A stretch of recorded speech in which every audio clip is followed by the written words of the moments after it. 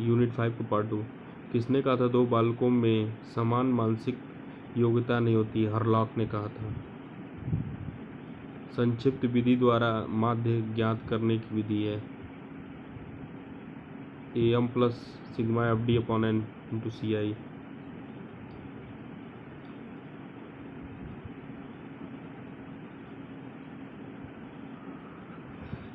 प्रतिस्थांक ज्ञात करने का सूत्र है PPL plus PN into F upon FP into CI। समूहकृत वर्गीकृत प्रदत्तों का प्रमाप विचलन का सूत्र है sigma FD square upon N sigma root में।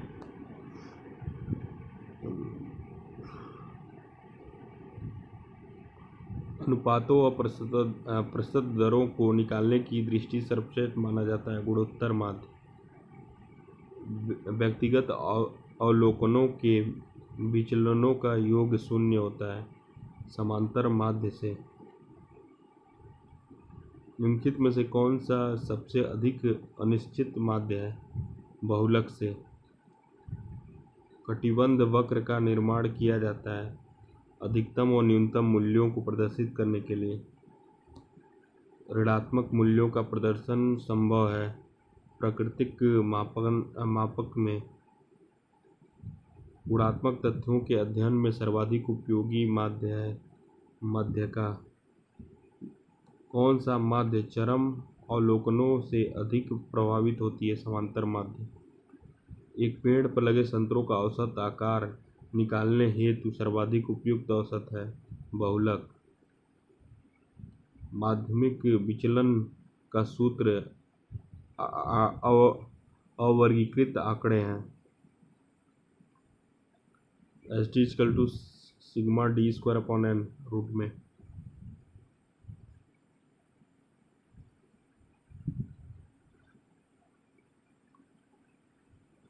चतुर्थांश विचलन का गणना सूत्र है θ3 माइनस θ1 अपॉन 2, यही होगा। मध्यमान का सूत्र है सिग्मा FX अपॉन N। प्रमाणिक विचलन का सूत्र है sigma FD square upon N root में। स्थिति सूचक माप है विषमता का। कौन सा सूत्र सही है? 3 मध्यमान माइनस 2 मध्यांक बहुलक।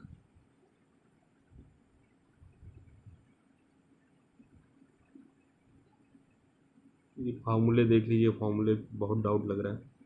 निम्नलिखित में कौन सा विचलन का माप है? चतुर्थांश विचलन, मध्यमान विचलन, मानक विचलन। उपरोक्त सभी। तो वैसे मैं अभी डाल दूंगा एक नया वीडियो न्यूमेरिकल के साथ बना के। सहसंबंध दो चरों के बीच पाए जाने वाले संयुक्त संबंध को इंगित करता है। कौन इंगित करता है? लेथरॉप। सहसंबंध दो चरों के बीच पाए जाने वाले संयुक्त संबंधों को इंगित करता है कथन है लेथरॉप। स्थिति सूचक माप है मध्यमान। मध्यमान होता है कुल प्रांतांकों का मध्य भाग।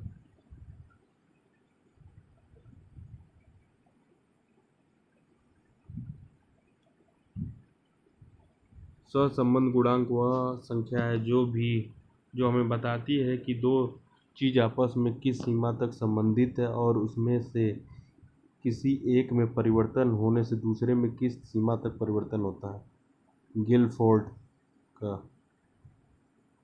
जब एक चल राशि को बढ़ने पर दूसरी चल राशि में घटाव आरंभ हो जाए और एक प्रकार की चल राशि में घटाव आरंभ होने पर दूसरी चल राशि में बढ़ाव आरंभ हो जाए तो इस प्रकार के सहसंबंध को कहते हैं ऋणात्मक सहसंबंध। एक अंक जो संपूर्ण श्रेणी का प्रतिनिधित्व करने के लिए प्रयोग किया जाता है का श्रेणी में न तो न्यूनतम और न उच्चतम मूल्य होना चाहिए बल्कि कहीं भी इन दोनों सीमाओं के बीच एक मूल्य होना चाहिए। संभवतः केंद्रों में जहाँ की श्रेणी के अधिकतर प्रदप एकत्र हों ऐसे अंक केंद्रवर्ती मान का मध्य कहलाते हैं। मान का माध्य कहलाते हैं।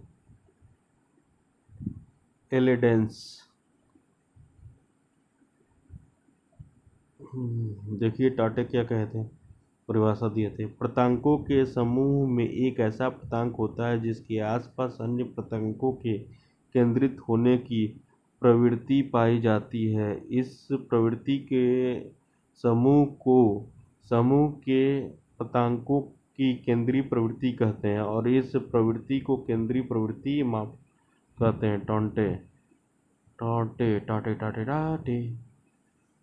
आवृत्ति वितरण को रेखा द्वारा प्रदर्शित करने की विधियां हैं। आवृत्ति वितरण बहुभुज और स्तंभाकृति, संचयी आवृत्ति वितरण वक्र और संचयी प्रवृत्ति वक्र, ये भी दोनों। चतुर्थांश विचलन वे तीन बिंदु हैं जो प्रतांकों के वितरण को 4 बराबर भागों में विभाजित करते हैं। स्किनर का। जब प्रतांकों का वितरण सामान्य न हो तब कौन सा केंद्रवर्तीय मान निकाला जाता है? मध्यांक मान। यदि ht² को 28 और n बराबर 6 है तो त्रैमासिक होगा। 28 करके निकालेंगे। विचलन के और रूपक हमें यह बताते हैं कि आंकड़े अपने मध्यमान से कितनी दूरी तक फैले हुए हैं। बोरिंग, लैंगरफील्ड व बेल्ट। यदि संबंध गुणांक का मान +0.91 हो तो हम उसे कहेंगे उच्च श्रेणी धनात्मक। मानक विचलन माप है विचलन का। केंद्रीय प्रवृत्ति का कौन सा माप नहीं है? प्रसार। सहसंबंध गुणांक का मान होता है -1 से लेकर +1 तक। सबसे अधिक संवेदनशील सांख्यिकी है मध्यमान। परास एक माप है जिसका विचलन इसका विचलन। केंद्रीय मापों में कौन सा माप सबसे अधिक अस्थायी माना जाता है? मध्यांक का। मूल्यांकन की तुलना में मापन है अधिक शुद्ध।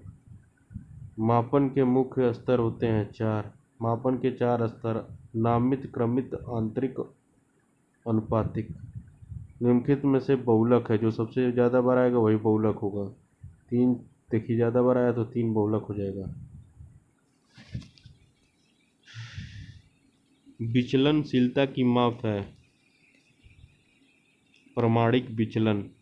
केंद्रीय प्रवृत्ति की माप है मध्यमान। कौन सा केंद्रीय प्रवृत्ति की माप है? बहुलांक, मध्यमान, मध्यांक।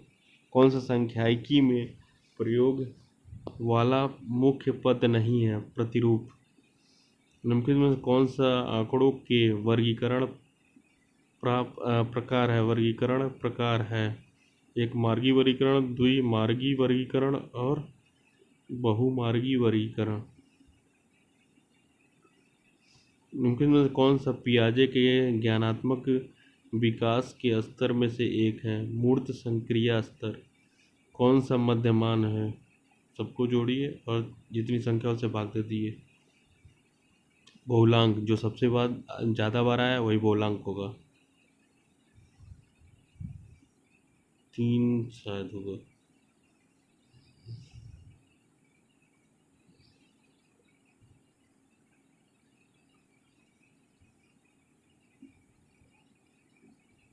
कोटि क्रम संबंध गुणांक का सूत्र है सिग्मा डी अपन डी स्क्वायर।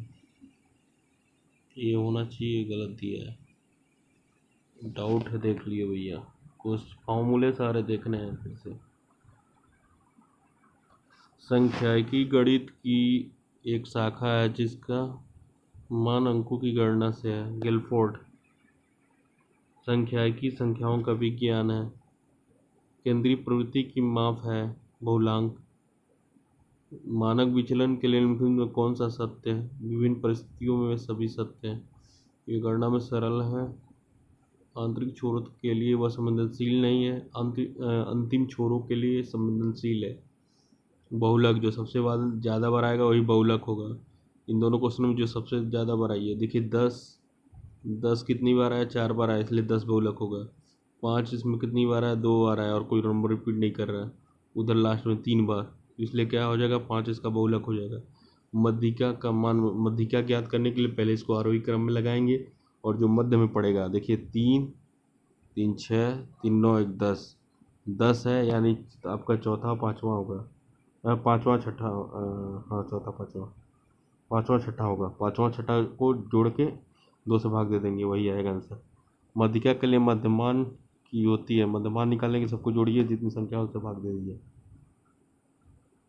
केंद्रीय प्रवृत्ति के मापक होते हैं 3,